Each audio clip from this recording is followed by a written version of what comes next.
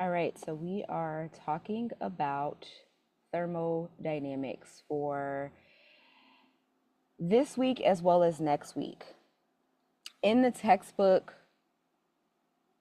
you'll see the things that we cover referenced in the thermodynamics chapter, but we're also talking about some concepts that you talked about last semester, or not necessarily last semester, whenever you took 400, which will be found in the chapter on thermochemistry. So it'll be a mix of what's in the thermochemistry chapter as well as thermodynamics. When we think about what thermodynamics mean, thermo has to do with heat, right? Which is a type of energy, specifically thermal energy, which is impacted by temperature changes. And then the word dynamics has to do with power or force, specifically work pertaining to motion. So, taken together, thermodynamics looks at how heat or energy move in a way to drive change, right? Specifically, we can make predictions about whether or not a chemical process will happen based on specific thermodynamic properties, which we will talk about. The first law of thermodynamics states that energy is neither created nor destroyed, right? So we can only transform, or energy can only be shifted or changed in some way, but it can't be created or destroyed. The equation that goes along with this is delta E equals Q plus W, right? Delta E being the change in energy of our system or whatever chemical process or reaction we're looking at. And this change in energy is the sum of heat, which is Q, right? It's the sum of the heat that is either being flowing into the process that we're studying or out of the process into the surroundings, plus the work that is either being done on or by our system. So if we look at the sign of both heat or work, right? So this is, I've drawn a schematic of what is our system. But remember, right, our system is just whatever chemical process or reaction in most cases for us this semester that we are looking at. If heat is flowing out of the system into the surroundings, the sign of Q will be negative, right? It's losing heat. If heat flows into the system from the outside surroundings, the sign of Q will be positive. And if we look at work, right, if work is being done by the system on the outside surroundings, it will be negative. Whereas if the work is being done by the surroundings on the system, then W or work will be positive. So let's look at an example of a chemical process, right? The combustion of propane. So this is propane in a combustion reaction. We are adding oxygen to propane, and this results in carbon dioxide, the gas, as well as water, right? And let's say for this reaction, right? So this reaction was actually experimentally done, and we saw that the energy or the heat that was released as a result of this combustion reaction was negative 2,044 kilojoules. And the work involved in this reaction was negative 2 kilojoules. So notice both Q and W are negative. So that means that this combustion reaction is losing heat, right? It is releasing heat into the surroundings, and it's also doing work on the surroundings. So if we wanted to know what the change in energy is, right? What is the change in energy? It would be equal to the sum of Q and W, which would be negative 2046 kilojoules. So this is our change in our internal energy, change in our internal energy as a result of this combustion reaction.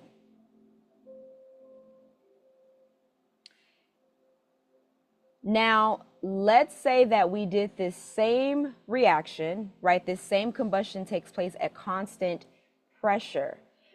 And they found, right, that the change in energy was negative 2044 kilojoules. So Q here is heat, right? I've denoted that this combustion reaction is taking place at constant pressure by putting Q sub P. This sub P means constant pressure. And what we're actually, I've introduced this new thermodynamic property, right, which is delta H. This is enthalpy because this combustion reaction was done at constant pressure. So when we do a chemical reaction at constant pressure, we refer to it as enthalpy.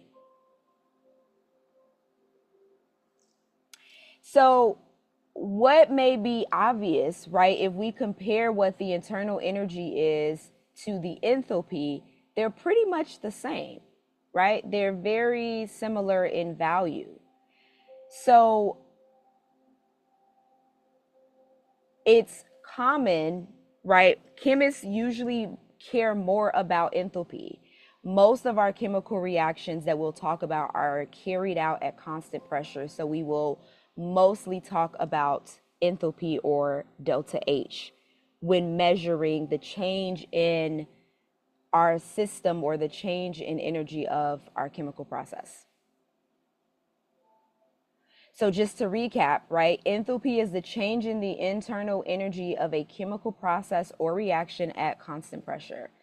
And because most chemical reactions take place at constant pressure, most of the time chemists usually care about enthalpy as opposed to delta E or change in internal energy.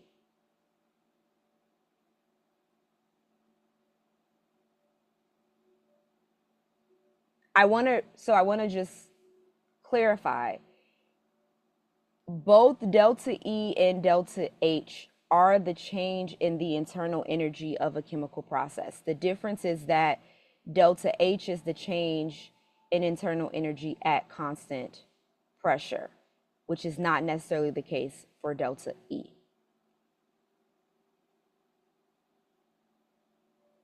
Okay, so delta E and delta H are both what are called state functions. They are called state functions because they depend only on the state that the system is in, not how the state is reached.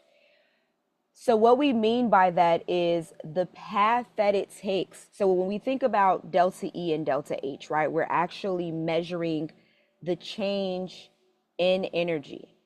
So we have an internal energy before the chemical process or reaction takes place, and then we have a change after it takes place.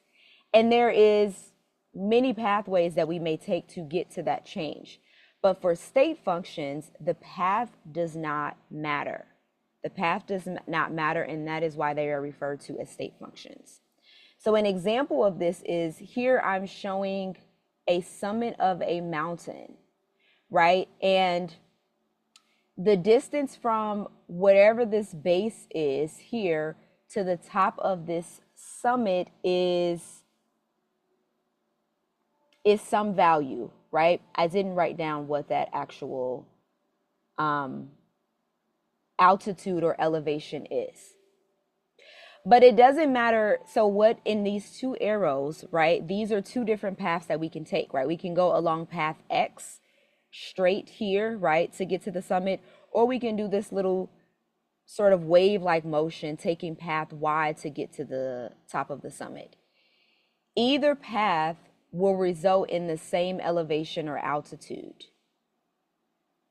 So this is an example of a state function, right?